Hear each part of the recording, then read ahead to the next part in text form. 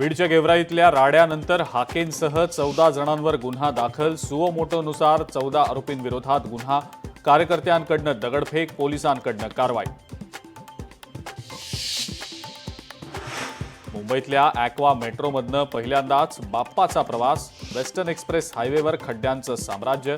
खड्ड्यांना कंटाळून aqua metro लाईनमधून बाप्पाचं आगमन। गणपती बाप्पाच्या आगमनासाठी उरले आता अवघे काही तास। नाशिकच्या फूल मार्केटमध्ये मोठी गर्दी।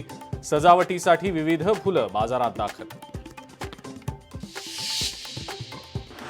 मुंबई गोवा महामार्गावर मोठी वाहतूक कोंडी। माणगाव शहरात वाहनांच्या लांबच लांब रांगा। माणगावच्या दोन्ही बाजूला वाहनांच्या रांगा।